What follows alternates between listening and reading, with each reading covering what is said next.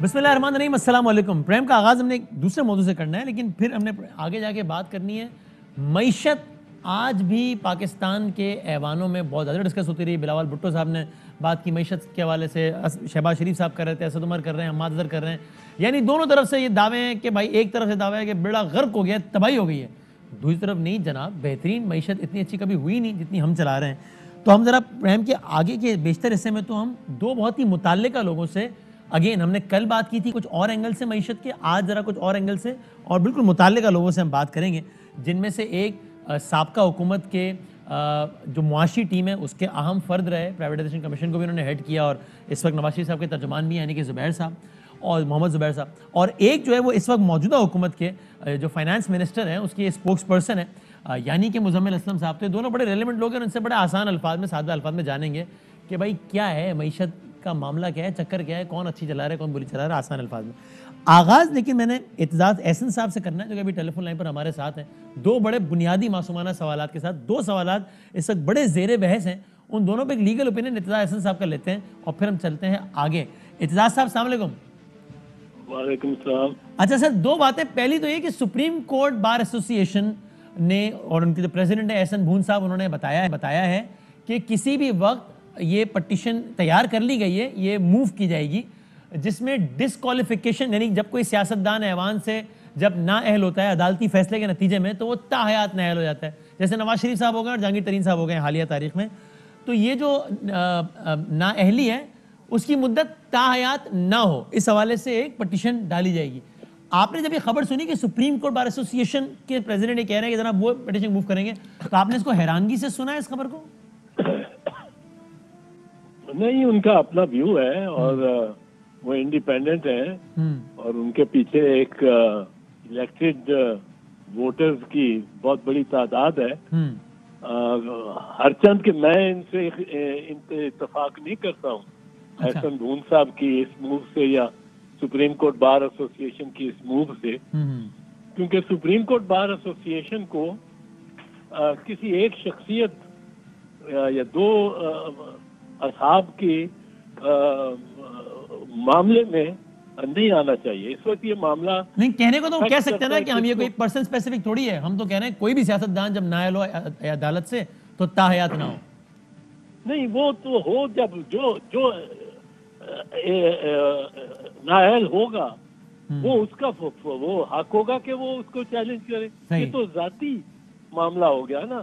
Public interest जो है, public का इंटरेस्ट कोई एक, अब हर सियासतदान जो है या हर फॉर्मर एमएनए वो कह जी मैंने तो प्राइम मिनिस्टर बनना है, चूंकि चाहे उसका बिल्कुल कोई इम्कान ही ना हो, क्योंकि मैंने प्राइम मिनिस्टर बनना है, पहले एमएनए बनना है, फिर प्राइम मिनिस्टर बनना है, इसलिए पब्लिक इंटरेस्ट आ जाता है।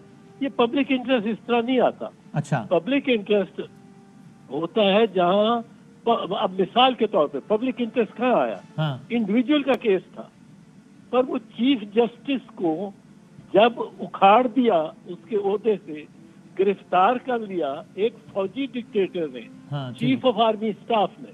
यहाँ इंडिविजुअल का केस था पर ये पब्लिक इंटरेस्ट भी था।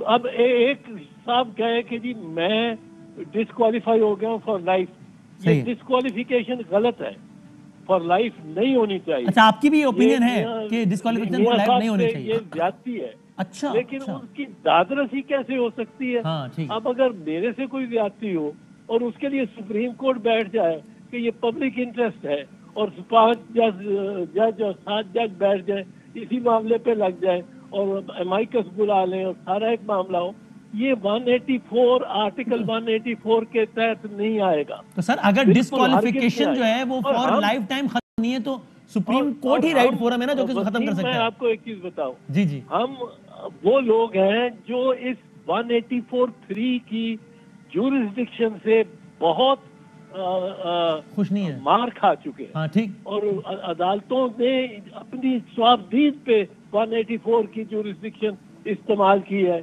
सुओ मोटी की ज्यूरिसडिक्शन। 2 बोतलें शराब निकल आई, उस पर भी हो गया। कोई डीसी ने कुछ कर, डिप्टी कमिश्नर ने कुछ कर दिया, उस पर भी हो गया। तो ये हम इसको रिस्ट्रिक्ट करना चाहते हैं। तो यानी इतला साहब, अगर मैं इसको कंक्लूड करूं तो क्या मैं ठीक इंटरप्रेट कर रहा हूं जो आप कह रहे हैं वो है कि एक तो आप भी समझते हैं कि 184(3) के हवाले का दायरा इख्तियार कुछ ज्यादा ही वसी हो गया है, उतना वसी नहीं होना चाहिए, नंबर 1। दूसरा, आप ये भी समझते हैं कि कोई सियासतदान अगर अदालती फैसले के नतीजे में ना अहल हो तो वो ना अहली लाइफ टाइम नहीं होनी चाहिए, और आपने कहा नवाज शरीफ के साथ ज्यादती हुई है इस एतबार से। हाँ, लेकिन आप ये जरूर समझते हैं आप कि सुप्रीम कोर्ट बार एसोसिएशन का ये पिटीशन लेके जाना ये कोई मुनासिब बात नहीं है। ये सही समराइज किया मैंने आपकी बातों को? आपने जरा मैं इसकी खुद कर देता हूँ ना, मुझे इजाजत दें तो आप।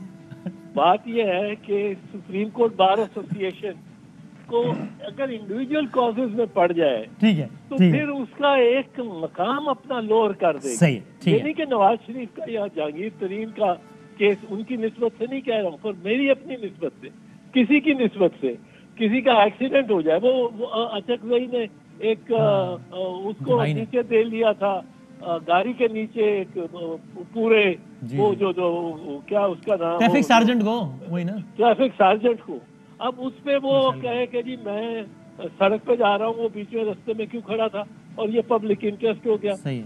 पब्लिक इंटरेस्ट इस तरह नहीं होता। पब्लिक इंटरेस्ट वहाँ है जहाँ आप एक इदारे के हेड को एक आर्मी चीफ निकाल, क्योंकि ये इसके मेरी बात के जवाब में कहा जाएगा कि जी आपने इफ्तिखार मोहम्मद चौधरी का भी तो जी, तो उसका आपने वजाहत दे दी, सही इंडिविजुअल था। तो सर फिर अगर आप, लेकिन जब आप ये भी समझते हैं कि डिस्क्वालिफिकेशन वो लाइफ टाइम नहीं होनी चाहिए, तो फिर ये रिवर्स किस तरह हो? अभी तो तय है ना कि जो डिस्क्वालीफाई हो गया तो फॉर लाइफ टाइम हो गया, और आप समझते हैं कि ये गलत है, तो फिर ये अंडू कैसे हो? सब पिटीशन करे ना, हाँ, अच्छा, ठीक है, जो डायरेक्ट जो मुतासर फरीक है वो जाए।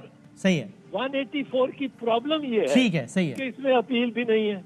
हाँ जी, हाँ जी, हाँ जी। अच्छा, ये और एक समझ गई, ये बात समझ आ गई। और ये आपको अब मेरी आखिरी बात सुन जी जी जी, आप कंक्लूड करने से पहले जी जी जी, ये इशू जो है, ये अदालत को, जिस तरह अतर में अल्लाह ने किया 2-3 दफा, ये अदालत को कहना चाहिए कि आप पार्लियामेंट में लेके जाए, भी वहाँ कानून को तब्दील करें। हाँ। और सब इसके शायद पीछे हो, यूनानिमसली हो सकता है ये रिपील हो जाए। अदालत को इसमें क्यों बुलाते हैं? हम हर बात में अदालत को जाके अपने जो अदालत के इख्तियारात को तजावज हम करवाते हैं। ठीक, अदालत को खुद दावत देते हैं कि तजावज करे, और फिर रोते हैं कि 184(3) हर बात में आ रहा है। अब इस पर आपका एक तज्जिया भी दे दें मासूमाना अंदाज में कि ये आपके ख्याल में ये एक पटिशन है जो कि एहसन मून साहब ने बस जमा कराने का सोच लिया है, या कुछ और है इसके पीछे, कुछ लार्जर स्कीम कुछ है जो हम सुनते हैं कि आ रहे हैं मियां साहब, ये वो कुछ, क्या आपको क्या लगता है? पहली तो ये बात है कि अगर मैं प्रेसिडेंट होता सुप्रीम कोर्ट बार का भी, जी जी, तो हमने एक पार्लियामेंट ऑफ लॉयर्स बनाई थी मूवमेंट के लिए, जिसमें हर डिस्ट्रिक्ट का सदर और सेक्रेटरी बार का होता था, और कोई 200-250 लोग मिलते थे, बैठते थे, और बड़े फैसले उस पार्लियामेंट में होते थे। ठीक है, ये इनको चाहिए था कि ये सारे पाकिस्तान के बुलाएं प्रेसिडेंट और सेक्रेटरी को, बाहर के सब डिस्ट्रिक्ट के, हर डिस्ट्रिक्ट के और प्रोविंशियल, और उनमें वहां फैसला करें कि क्या ये हमें करना चाहिए या ये पार्लियामेंट में रहना चाहिए। पार्लियामेंटेरियन किस लिए बैठे हैं भाई? ठीक है, अगर वो कानून बने, कानून गलत है, और मैं कहता हूँ कानून गलत है, मैं अगर होता पार्लियामेंट में, मैं इस कानून के खिलाफ वोट देता। नहीं, अब जब वो जाहिर है तय कर लिया उन्होंने कि सुप्रीम कोर्ट जाएंगे, तो ये इत्तेफाकन हो गया है या कुछ है इसके पीछे आपके ख्याल में? नहीं, ये इत्तेफाकन नहीं हुआ। अच्छा, इत्तेफाकन नहीं हुआ, ये वो प्रॉक्सी रेट है इस लिहाज। और इस प्रॉक्सी में कामयाबी होगी नवाज शरीफ साहब को? अगर मियां साहब की ये रिट पिटीशन भेज दी, और उनका नाम भी नहीं है, पर फर्ज कीजिए अदालत ने कहा कि आप पार्लियामेंट लेके जाएं। सही सर, बिल्कुल ठीक है, पॉइंट समझ गया। आखिरी सवाल सर, आखिरी सवाल ये है कि ये आज पाकिस्तान की काबीना ने आज नहीं कल ये कह दिया अटॉर्नी जनरल ऑफ पाकिस्तान से कि साहब आप जाइए लाहौर हाई कोर्ट में और मुतालबा कीजिए कि भाई नवाज शरीफ साहब को, या तो चूंकि शहबाज शरीफ साहब ने बयान हलफी दिया था, तो या शहबाज शरीफ साहब मेक श्योर करें कि जनाब वो आए वापस, नवाज शरीफ साहब को लाएं, या फिर उनके खिलाफ कार्रवाई हो। हमने अटॉर्नी जनरल साहब से बड़ी तफसीली उनका इंटरव्यू किया। उनकी गुफ्तगू से मुझे तो ये खुलासा निकला कि देखिए, सियासी बयान देना अलग बात होती है कि हम ले आएंगे छोड़ेंगे नहीं, वो उनकी गुफ्तगू से लगा, क्योंकि अदालत के मामला और होते हैं, कि ये कोई आसान नहीं होगा ऐसा कुछ करना कि शहबाज शरीफ साहब के खिलाफ अदालत से कोई ऑर्डर ले आए इस जुर्म की पादाश में कि नवाज शरीफ साहब की उन्होंने गारंटी दी थी। आपको लगता है कि आसान होगा गवर्नमेंट के लिए ऐसा करना, या इसमें बड़ी कानूनी पेचीदगियां हैं बीच में? बस आखिरी सवाल। दो चीजें मैं बता दूं, दो चीजें अर्ज करूं। जी सर। इसके दो पहलू हैं। ठीक है। एक, मियां नवाज शरीफ आ रहे हैं या ला सकते हैं शहबाज शरीफ उनको कि नहीं, और दूसरा पहलू ये है कि क्या शहबाज शरीफ पे कोई सजा हो सकती है कि हाँ। आपने ये एफिडेविट दिया। हाँ। जहां तक मियां साहब का ताल्लुक है, मियां साहब को कोई नहीं ला सकता, क्योंकि यूरोप के कैपिटल्स में, लंदन में, पेरिस में, रोम में कम अज कम 10,000 स्टर्लिंग पाउंड में बिलियनर्स बैठे हुए हैं। ठीक है। इंडियन 1,000 तो इंडियन बैठा हुआ, भागा हुआ वहां से।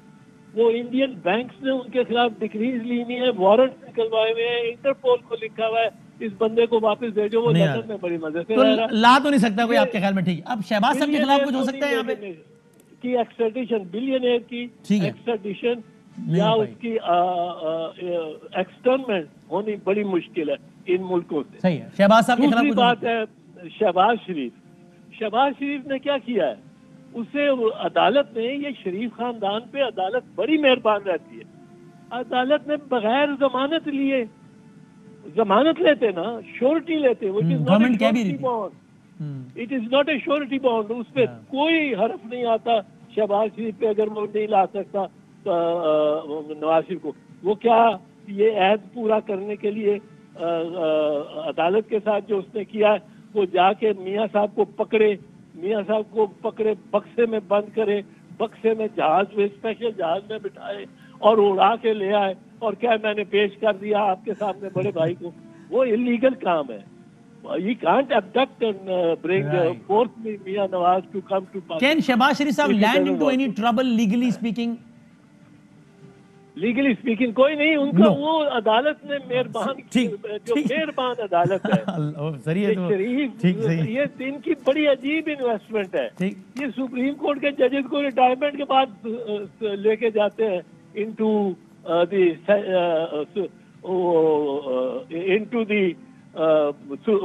ये सेनेट। ये सुप्रीम कोर्ट के जजेस को रिटायरमेंट के बाद सदर बना देते। दो को बनाना चाह रहे थे, एक बन गया, एक ये बीसीपी का चेयरमैन बना देते। एक सुप्रीम कोर्ट के जज को क्या पता है क्रिकेट का? उसको सिली पॉइंट का क्या पता है? बैकवर्ड पॉइंट का क्या पता है? उसको शॉर्ट लेग का क्या पता है? ठीक है मिड ऑफ का क्या पॉइंट पता है? है। Thank you very much sir.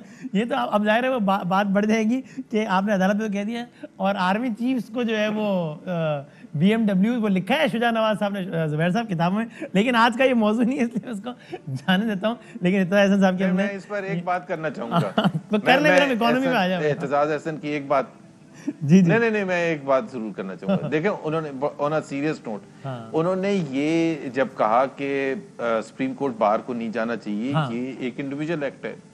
अब साथ में वो ये भी कहते हैं, क्योंकि मैं कहने वाला था लेकिन उन्होंने खुद ही कह दिया कि 184(3) में जो सबसे बड़ा जो इतराज है वो ये है कि आप उसमें राइट ऑफ अपील नहीं है। दैट इज वाई हम ये कहते हैं कि एक प्रोसेस होता है, नीचे कोर्ट से शुरू होता है, ट्रायल होता है, फिर दूसरा राइट ऑफ अपील होता है, फिर सुप्रीम कोर्ट में राइट ऑफ अपील होता है।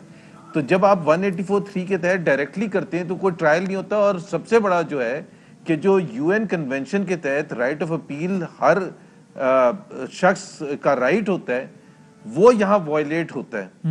तो एक तरफ तो वो कह रहे हैं कि नवाज शरीफ जा नहीं सकते हैं क्योंकि राइट ऑफ अपील ही नहीं है। तो अगर पार्लियामेंट वो करे नहीं, क्योंकि वो तो पार्लियामेंट के खुद मेंबर भी नहीं है और जहांगीर तरीन भी नहीं है मेंबर, तो फिर क्यों पार्लियामेंट क्यों लेगा भाई?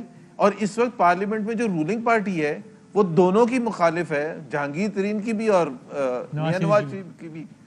तो ये क्या लॉजिक है कि अगर कोई लीगल रास्ता निकल रहा है, लेट द कोर्ट डिसाइड कि सुप्रीम कोर्ट बार की पिटीशन एडमिट होनी चाहिए और उस पर बात होनी चाहिए या नहीं होनी चाहिए। ये आप लोगों का राब्ता है एहसन भून साहब से? कि इससे कतई नजर।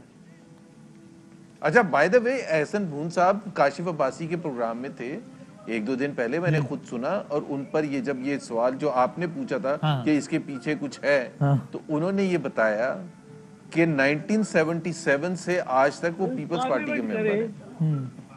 क्या? हाँ नहीं एतराज साहब, लेकिन उन्होंने बताया ना कि वो पार्लियामेंट में क्यों कर नहीं सकते हैं। वो कहते हैं पार्लियामेंट में तो ऑब्वियस है ना, मतलब नंबर गेम होती है ना सारी, तो वो तो गवर्नमेंट जो रूलिंग पार्टी है वो तो खिलाफ है। बट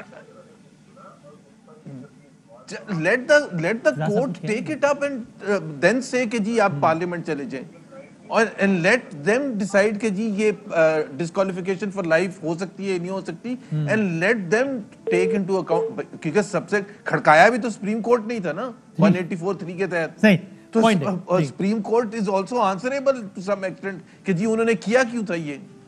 वो कह रहे थे ना बोतल निकल आए शराब की तो 184(3) के तहत मुकदमा, तो वो तो सुप्रीम कोर्ट के जजेस को आज जवाब भी तो देने हैं ना।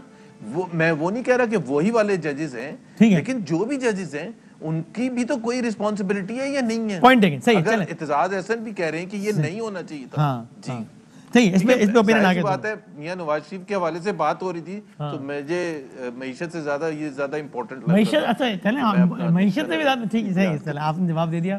तर्जुमान नहीं, मईशत पर भी बात कर सकते हैं, फॉरेन पॉलिसी पर भी कर सकते हैं। अच्छा आप मुजम्मिल भाई जरा मैं स्ट्रेट आ जाऊं, ये सियासत से जरा मईशत में छलांग लगा के मैं मईशत पे आ जाऊं। सर पहले तो जरा प्लीज ये अगर प्रिसाइसली अगर बता सकें, क्योंकि बिलावल साहब ने आज लंबी चौड़ी लिस्ट बताई कि इस पे भी टैक्स, इस पे भी टैक्स, इस पे भी टैक्स, जुबैर साहब भी यही कहते हैं। कल भी हमने इकोनॉमी प्रोग्राम किया था, कल जो सवालात रह गए थे वो मैं आज कर रहा हूँ।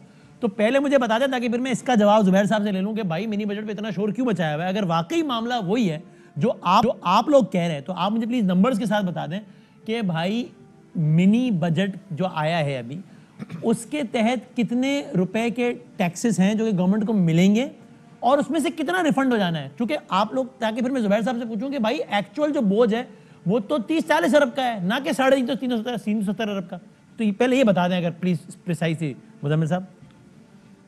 मैं तो सिर्फ ये कहूंगा कि जुबैर साहब और पीपल्स पार्टी वाले जो उनके स्टैंडिंग कमेटी में मेंबरान हैं उनसे राब्ता करें।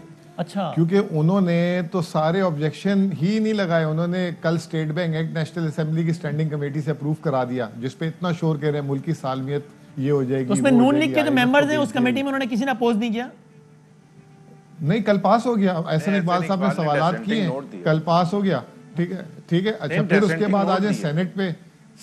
उन जो अपोजिशन का कारकुन है वो तो डिसेंडिंग नोट ही दे सकता है ना, और क्या कर सकता है ठीक। अच्छा, फिर उसके बाद सेनेट की स्टैंडिंग कमेटीज में मिनी बजट पे एक एक चीज पे बहस हुई।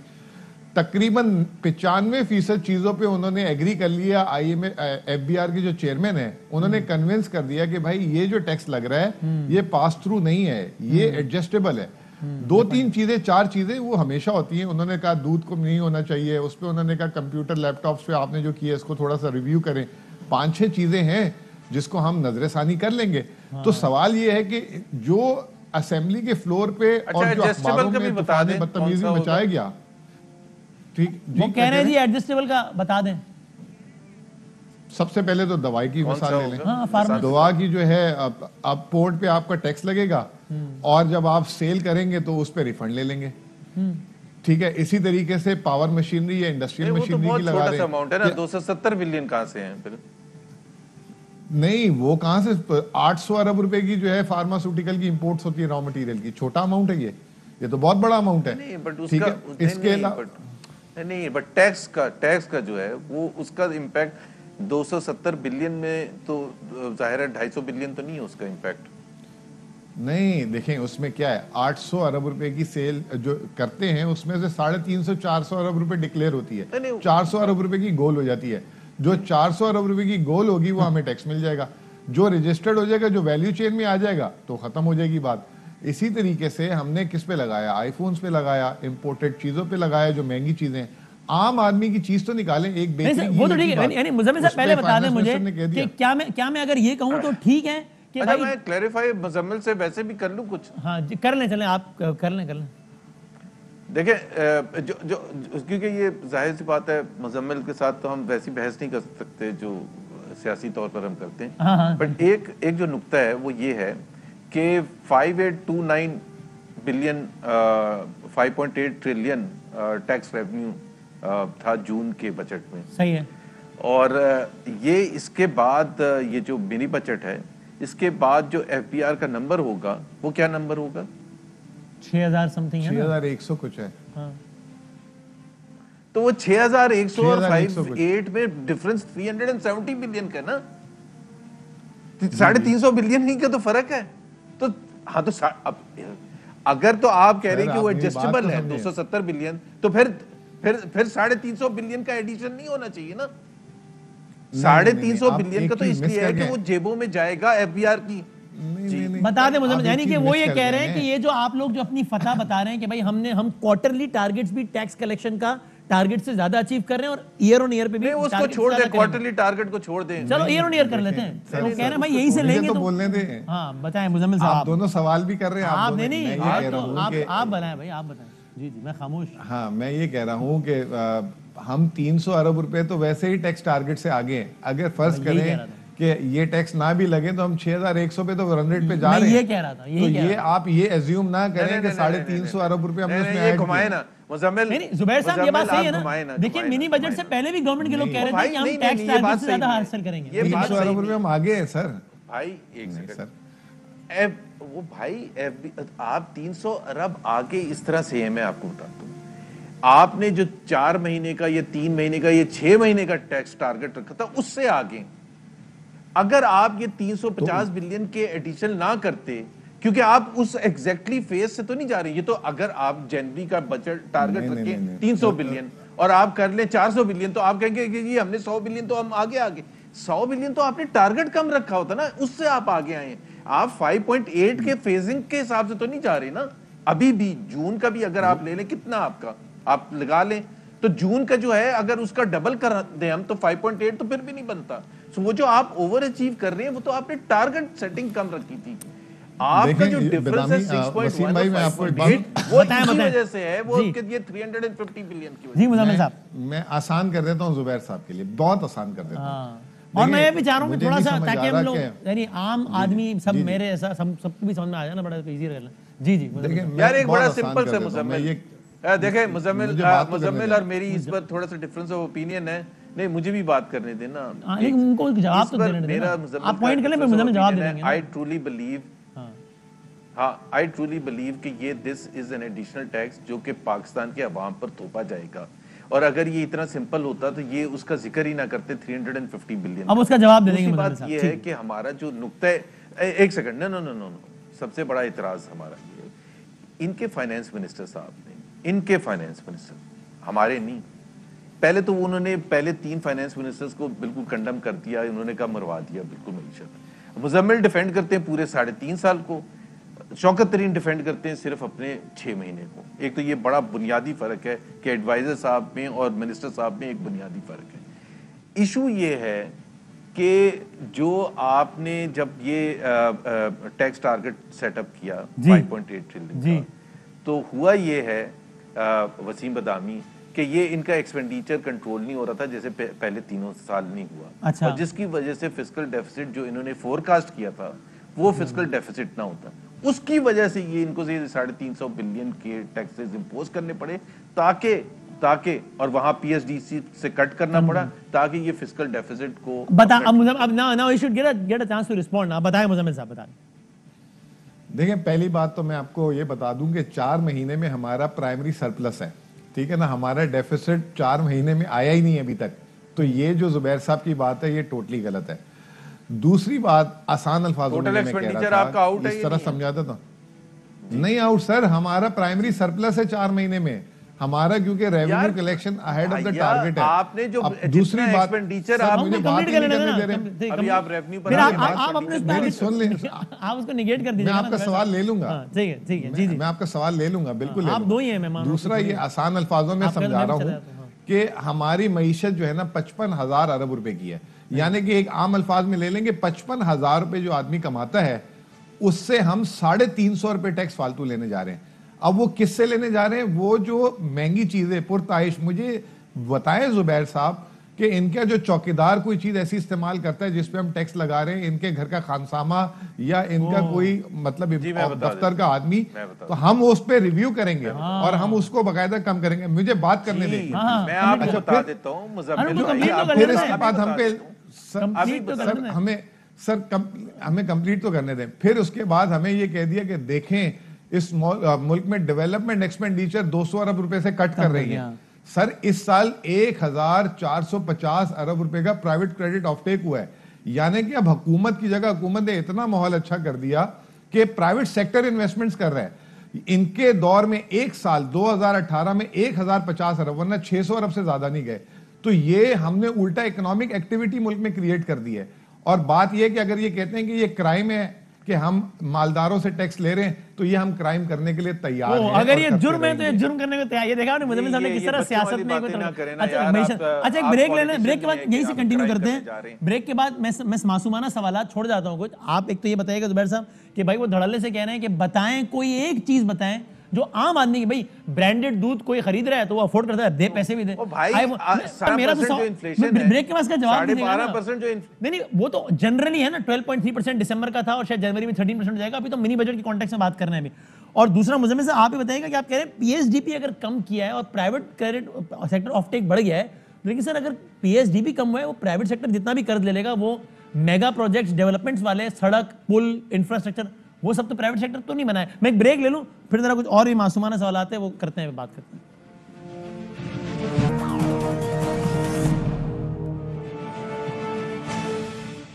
खुशामदीद, स्ट्रेट टू द पॉइंट आते हैं। जुबैर साहब प्लीज प्रिसाइसली बता दें। अभी हम ओवरऑल तो इन्फ्लेशन है और जाहिर है सारा कुछ बेड़ा बहुत ही काम खराब है, घर के, लेकिन अभी मिनी बजट के कॉन्टेक्स्ट में बात हो रही है। वो कह रहे हैं भाई कौन सी प्रोडक्ट्स हैं प्रिसाइसली जो आम आदमी आपका खानसामा खरीदता हो और जो महंगी हुई है इस मिनी बजट में, बता दें सर। एक तो खानसामा शायद कोई चीजें खरीदते ही नहीं, तो घर में खाना खाता है और सब कुछ करता है। पहली बात तो ये मिसाल के तौर पे, यानी आम आदमी और दर्जी 20,000 वाला, ड्राइवर, एक सुन तो लेना, खानसामा और दर्जी और ड्राइवर कहां से इफेक्ट होते हैं, कैसे इफेक्ट होते हैं महंगाई से। मैं आपको बता दूं, दो तरह से होता है। एक तो ये है कि जो जनरल महंगाई होती है और ये जो मिनी बजट आएगा, इसके डेवस्टेटिंग इफेक्ट होंगे ओवरऑल महंगाई को ऊपर ले जाने में। दूसरी चीज ये है कि मुजम्मिल साहब के पास स्टैटिस्टिक्स जरूर होंगी और ये खुले दिल से एग्री करेंगे कि दूसरा रिलेशन जो इनके दूसरे साथी हैं, इनकी मैं इनको नहीं रिस्पॉन्सिबल कह रहा, जिस तरह, और एक मैं पहले आपने कहा ना कौन सा प्रोडक्ट है, जिसकी 0 थी उसकी 17% हो गया, जिसकी 5% थी उसकी 17%। लेकिन वो कौन से प्रोडक्ट्स सर बताया ना, ताकि हमें पता चले कि वो लग्जरी में आते हैं। सारे प्रोडक्ट्स ना, सारे कौन सा है जिसका 17 नहीं, लेकिन वो कह रहे हैं वो सारा इंपोर्टेड स्टफ है, ब्रांडेड स्टफ है, तो ठीक है वो बन जाओ अफोर्ड करता है। लोकल भी अभी इन्होंने कहा कि अच्छा उसका idea of taxing the rich is not a bad idea, the rich should pay taxes. लाल मिर्च का पाउडर है, लाल मिर्च का पाउडर है, इट इज लाल मिर्च का पाउडर है जी। मैं एक सेकंड, पहली बात तो ये कि ये जो कॉन्सेप्ट है कि ये जो इंपोर्टेड मिडिल क्लास भी लेता है, लोअर मिडिल क्लास भी लेता है, ये क्या लॉजिक है? एक तरफ से आप वहां उधर डिवैल्यूएशन करके मारे, दूसरी तरफ आप यहाँ टैक्स लगा के मारे। दूसरी बात अभी तो जुबैर साहब प्रिसाइसली बात कर रहे हैं कि बिल्कुल जो लोअर तबका है, रोटी, ये आटा, ये जो कि वैसे ही बहुत महंगा हो गया, मैं मना नहीं कर रहा, अभी मिनी बजट के कॉन्टेक्स्ट में बात कर रहा हूं। आपको बता रहा था लोअर तबका, और भाई मैं आपको बता रहा था, एक तो उसकी रियल वेजेस जो है पिछले 3 साल में माइनस हुई हैं, ये मुजम्मिल को भी पता होगा कि रियल वेजेस का मतलब क्या है कि इन्फ्लेशन और जो उसकी इनकम में जो गैप है वो माइनस में, मतलब ये है कि इन्फ्लेशन ज्यादा है और उसकी वेज इंक्रीज कम है। तो बिल्कुल मैं तो मिनी बजट के कॉन्टेक्स्ट में बात कर रहा था, बाकी तो वो है महंगाई से कौन इनकार कर सकता है भाई। तो मिनी बजट अच्छा चले, अच्छा एक मैं अगर कंसीड भी कर देता हूँ, अगर मैं कंसीड भी कर देता हूँ, तो कोई 17% जब होगा, चाहे वो रिच क्लास ले या पुअर ले, उसका मैं आपको लॉजिक बता रहा था ना, इकोनॉमिक लॉजिक बता रहा था। आप बात कर रहे हैं कि खानसामा क्या लेते हैं, भाई मैं आपको इकोनॉमिक लॉजिक बता रहा हूँ। जब कॉस्ट ऑफ ऑपरेशन एक अमीर आदमी के लिए महंगा होगा, तो वो पास ऑन कैसे करेगा? अगर मोटरसाइकिल की प्राइसेस बढ़ी हैं, वो क्यों बढ़ी हैं? इंटरेस्ट रेट्स बढ़ा था, डिवैल्यूएशन हुई थी, टैक्सेस लगे थे, इसलिए वो पास ऑन किसको हुआ? 50cc मोटर बाइक आम बंदा लेता है, साइकिल कौन खरीदता है? आम बंदा खरीदता है। तो वो जब आप ऊपर वाले के लिए लगाएंगे तो उसका प्राइस में इफेक्ट आएगा, क्योंकि कॉस्ट बढ़ेगी, बता दें मैं मुजम्मिल साहब चलें, अभी मैं और वो पास ऑन करेगा। बड़ा सिंपल सी लॉजिक है, बता दें मुजम्मिल साहब। देखिए मैं बताता हूँ, आप बता दें कि ये गलत मैं कह रहा हूँ। होंडा बता दें 13.5 लाख होंडा एटलस ने दिसंबर 2021 मतलब ने रिकॉर्ड सेल्स बुक की है उसने। अब मुझे एक बात बताएं कि 13.5 लाख बाइक ना होंडा महंगा हुआ या नहीं हुआ पिछले 3 साल में? अच्छा आप चले वो महंगाई की बात कर लेना पहले। इतनी बाइक कैसे ले ली लोगों ने? होंडा महंगा हुआ है ना? बिल्कुल नहीं इंटरप्ट किया था, मुझे बात तो करने दें। हाँ, बात करना। देखिए मैं ये कह रहा हूँ कि इस वक्त जो है ना मुल्क में, जैसे मुस्लिम लीग नून के पास एक पॉइंट था जिसपे ये हमें हैमर करते थे कि हमने 5.5% पे ग्रोथ छोड़ी, हालांकि उससे एक साल पहले 4.5 थी, फिर उससे नीचे 4 थी, ठीक है। नहीं वो सर रिवाइज हो गई 5.5 है, उसको आप देखें, ठीक है ना। इनके आखिरी 2 साल की एवरेज ग्रोथ थी 4.6%। सही है। हमारी जो पिछला साल 2021 गुजर गया वसीम भाई, चंद दिनों में रिवाइज नंबर आने वाला है, और जो ये साल है ये मिला के मुस्लिम लीग के आखिरी 2 साल से ज्यादा ग्रोथ है। और माशाल्लाह इस दफा ग्रोथ की, बाइकें क्यों बिक रही हैं, छोटी गाड़ियां क्यों बिक रही हैं, और कितनी ग्रोथ हो जाएगी इंशाल्लाह। प्रॉफिटेबिलिटी ये गए थे, कॉर्पोरेट ग्रोथ जो छोड़ के गए थे ना, मैं आपको एक बात बताऊं, ये जब गए थे ना तो 2018 में स्टॉक एक्सचेंज का प्रॉफिट था 530 अरब, इस साल 580 अरब, सॉरी, इस साल 930 अरब रुपए आया। तो ये जो है ना महंगाई, देखे मैं आपके सामने बैठा हूं, मैं कह रहा हूं कि मिडिल क्लास और लोअर मिडिल क्लास और शहरी इलाके और तनख्वाहदार को बहुत अफेक्ट हुआ है, नो डाउट अबाउट इट। लेकिन देयर इज अ सेगमेंट जिसको फायदा भी हुआ है, जिसकी वजह से जो एक आखिरी क्लेम था मुस्लिम लीग नून का कि हमने ग्रोथ छोड़ी थी, उस पर भी हमने बीट कर देना इस साल इन्हें, और आखिरी 2 साल और हमारे तीसरा और चौथा साल उससे ज्यादा ग्रोथ होगी हमारी। और ये अभी आप देखें जनवरी के महीने में आपको जो है ना नंबर सारे मिल जाएंगे कि पिछले साल के रिवाइज नंबर क्या हैं। और जो वर्ल्ड बैंक की बात कर रहे थे, वर्ल्ड बैंक ने तो 2021 में कहा था कि 1% ग्रोथ आएगी, अब वो 4% कर दी ना उसने। तो ये वर्ल्ड बैंक वगैरह अभी छोड़ दें, वर्ल्ड बैंक आज कह रहे हैं कि ग्राउंड में क्या हो रहा है। साल में आप जाएंगे 3.4 पे और अगले में 4 पे। लेकिन ये बात ठीक है कि वर्ल्ड बैंक का हालिया तारीख में नंबर गलत साबित तो हुआ है, ये बात सही है। अच्छा आखिरी चीज 5 सालों बाद, 5वें साल इन्होंने 5 सालों बाद 1800 अरब रुपए टैक्स कलेक्शन में इजाफा किया। हमारा सिर्फ इस साल 1 साल में 1300 अरब रुपए टैक्स इजाफी टैक्स जमा होगा। इससे अंदाजा लगाते हैं कि हवा से उड़ के तो नहीं आ रही। जवाब देने दें, परसेंटेज वाइज कितना इजाफा कर लेंगे आप, जहां पे आपको मिला था? चलो मुझे जवाब देने दें, बता दें। अभी तक 32% इजाफा है, 32%। वसीम भाई मैं अब इसका जवाब दे दूं, बताएं 2-3 चीजों का जवाब दे दूं। पहली बात तो ये है कि टैक्स ग्रोथ जो थी, टैक्स ग्रोथ होती है नॉन बाय, और कोई भी चीज जो होती है, मुजम्मिल को भी पता है, घुमाने की बात कर रहे हैं, बहुत स्मार्ट है कि जहां अमाउंट यूज करनी होती है वहां अमाउंट यूज करते हैं, जहां परसेंटेज करनी होती है वहां परसेंटेज। हमारे पीरियड में 5 साल में डबल हुआ था और 4 साल में 20% टैक्स ग्रोथ हुआ था, बावजूद इसके कि लोएस्ट लेवल ऑफ इन्फ्लेशन था and lowest level of devaluation था। The 2 factors that automatically pushes up your tax revenue. और उसकी मैं सिंपल सी एग्जांपल दे दूं कि अगर आपकी इंपोर्ट कोई चीज आप कर रहे हैं और उस पर $1 पर आप 10% टैक्स लगाते हैं, तो वो अगर 100 रुपए बनते थे तो उस पर 10 रुपए मिलता था, अब 150 पर 15 रुपए मिलते हैं। तो ऑटोमेटिकली उसमें कोई FBR का या हुकूमत पाकिस्तान का कोई बड़ा वो lowest level of devaluation and lowest level of inflation rate. दूसरी बात यह है कि इन्होंने स्टॉक एक्सचेंज की बात की। वाह वाह मुजम्मिल, आपने जो बात, पहली बात तो ये होती है कि आप एब्सोल्यूट अमाउंट में अगर आप देखेंगे ना कि जी उस वक्त इंडेक्स कहाँ था और अब इंडेक्स कहाँ, सबसे जो खराब चीज है इस हुकूमत की, चाहे वो करेंसी मार्केट हो, चाहे वो स्टॉक मार्केट हो या दूसरी market, is the wild swings. No one can plan businesses, no one can take a position in a market जहां वाइल्ड स्विंग्स हो कि एक दफा 152 रुपए चला गया एक्सचेंज रेट, एक दफा 180 रुपए चला गया 3 महीने के बाद। अगर डिवैल्यूएशन हो रही है तो 6% 7%। इसी तरह से स्टॉक मार्केट 43,000 पर हम छोड़ के गए थे। हाँ, पहले मैं अपना PMLN का बता दूं, हमने 19,000 पर लिया था और 3.5 साल के बाद वो 50,000 था, 50,000। इन्होंने 43,000 पर लिया था और 3.5 साल के बाद आज 45,000 पर है। तो जो बड़े बिजनेसमैन है, हाँ बड़े बिजनेसमैन, और इन्होंने तो खुद प्रूव कर दिया, ये बार बार एक ही चीज यूज करते हैं। और जो शौकत तरीन जिस ग्रुप को, इंटरेस्ट ग्रुप को रिप्रेजेंट करता है कि बड़ा जो बिजनेसमैन है, हम जब ये कहते हैं कि जब शुगर में जब लोगों को लूटा गया है या गंदम में लूटा गया है 400 बिलियन रुपए, तो वो गरीब लोगों की जेबों से निकल के अमीर लोगों की जेबों में गए हैं। ये कहते हैं कि उनकी 400 बिलियन का देखें प्रॉफिट में इजाफा हो गया, हाँ बिल्कुल हुआ है, लेकिन लूट के किसका लेके गए हैं? गरीब का, मतवसत तबके का, लोअर मिडिल क्लास का, मिडिल क्लास का। he would like to respond to this. LNG में किसी को नुकसान हुआ है, आखिरी सेगमेंट में इसको रिस्पॉन्ड करने का मैं 1-2 चीजें चाहूंगा आखिरी सेगमेंट में उसको टच कर लें, जो कि सबसे बेसिक है भाई, महंगाई। सही है, तो अब मैं मुजम्मिल साहब जवाब दे दूं एक सवाल का, अगर होल्ड कर लें, ब्रेक के बाद दे दें ताकि ब्रेक के बाद जरा अच्छा सा आराम से जरा कर सके ना।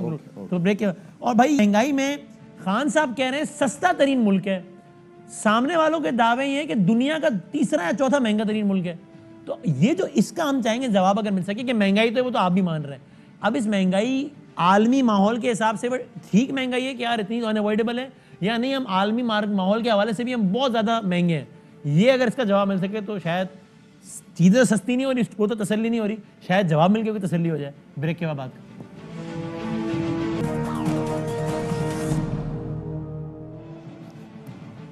खुश आमदेद। ब्रेक में बड़ी ज़बरदस्त डिस्कशन हो रही थी भाई। स्ट्रेट मुजम्मिल साहब बता दें पाकिस्तान सस्ता तरीन मुल्क कैसे है भाई? जुबैर साहब आप भी सुन लें, आखिरी 4-5 मिनट कंक्लूड जी। देखिए सस्ता और महंगाई दो एक अलग चीजें। मैं एक मिसाल दे देता हूं। पाकिस्तान में रोटी है 5 रुपए की, मिसाल है, और बरतानिया में रोटी है 10 रुपए की। अब 1 साल बाद पाकिस्तान में रोटी हो गई 6 की और बरतानिया में हो गई 11 की। तो पाकिस्तान में 20% महंगाई हो गई, उसको इन्फ्लेशन कहेंगे, लेकिन आज भी सस्ती है बरतानिया से, ये वजीर आजम समझाते हैं। और बरतानिया में 10% महंगाई हुई, अगर 10 से 11 हुई तो सस्ता एक अलग चीज है, महंगाई की शरह एक अलग चीज है। इतनी आसान चीज अगर नहीं समझ आई किसी को तो मईशत पे उसको बात ही नहीं करनी चाहिए भाई। आगे ही समझ जुबैर साहब। मुझे अजब बात सुने यार, ये मासूमाना, तो इतना इन्होंने मासूमाना तरीके से समझाया है कि इंग्लैंड में जो लेबरर है वो दिन में कमाता है 15,000 रुपए। नहीं, वो अलग बात है, और पाकिस्तान में मैं सस्ता और महंगाई की बात कर रहा हूँ। सुन तो लेना भाई, नहीं मैं सस्ते और महंगाई का फर्क आपने बता रहा हूं, बड़ी अच्छी मिसाल बड़ी अच्छी दी है। रेट ऑफ इंक्रीज आपने बताया, बिल्कुल मैं मान गया, लेकिन हमारा पॉइंट बड़ा सिंपल है और वजीर आजम साहब को आप जरूर जाके ये बताएं। पहली बात, जो मैक्रो इकोनॉमिक इंडिकेटर है वो वर्ल्ड वाइड एक्सेप्टेबल तरीका है टू डिटरमिन हर चीज, चाहे वो इन्फ्लेशन है, चाहे वो ग्रोथ है, चाहे वो डेफिसिट है, और जितने भी इंडिकेटर्स हैं। उस इंडिकेटर के हिसाब से 3 बेसिक फंडामेंटल्स होते हैं महंगाई के, एक सीपीआई, एक एसपीआई और एक डब्ल्यूपीआई। पाकिस्तान इस वक्त खित्ते में सबसे ज्यादा महंगा है, in fact compare to most countries double है। और अगर पूरी दुनिया अफेक्टेड है महंगाई से, चाहे वो ऑयल प्राइसेस हैं या दूसरी इंटरनेशनल कमोडिटी प्राइसेस हैं, तो बाकी खित्ते के ममालिक भी अफेक्टेड है।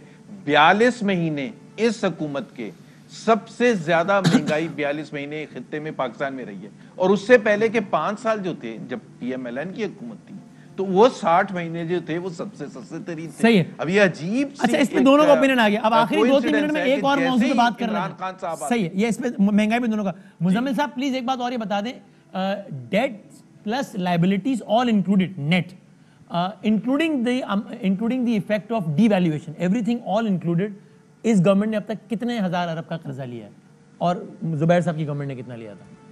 देखें, मैं तो सारी बात करूंगा, फॉरेन डेट की बात करूंगा।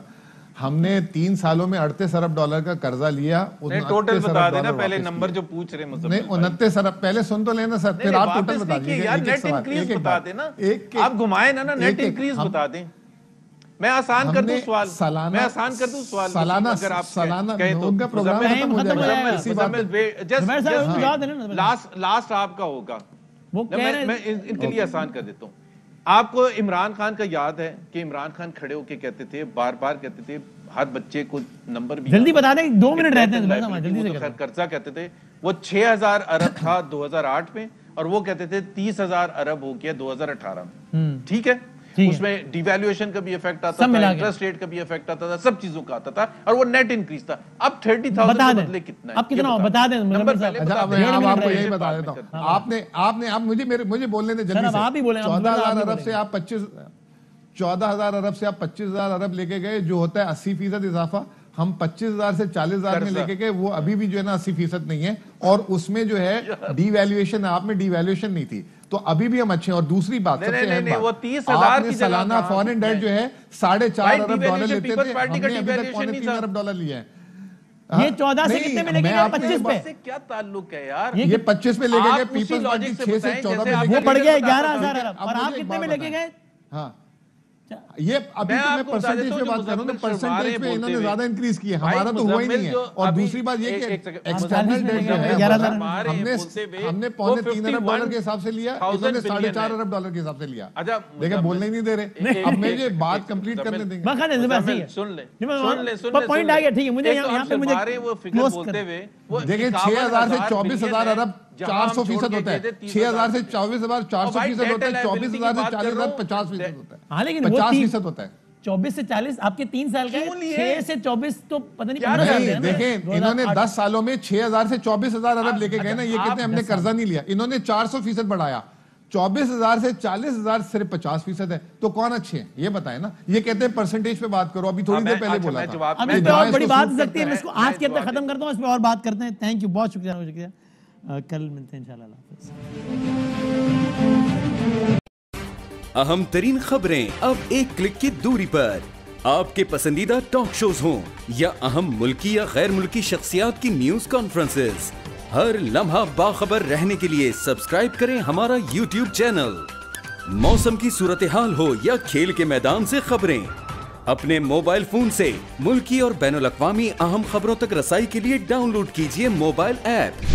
बावसूख ज़राए से मुसद्दिका खबरों, तज्ज़ियों और तबसरों से मुस्तफीद होने के लिए विजिट कीजिए पाकिस्तान की सबसे बड़ी न्यूज वेबसाइट www.arYnews.tv। इन सब के अलावा पाकिस्तान का सबसे बड़ा फेसबुक पेज हो, सबसे बड़ा न्यूज इंस्टाग्राम अकाउंट या फिर ट्विटर, ARY न्यूज पहुंचा रहा है खबरें सबसे पहले आप तक, ताकि आप रहें हर लम्हा बाखबर।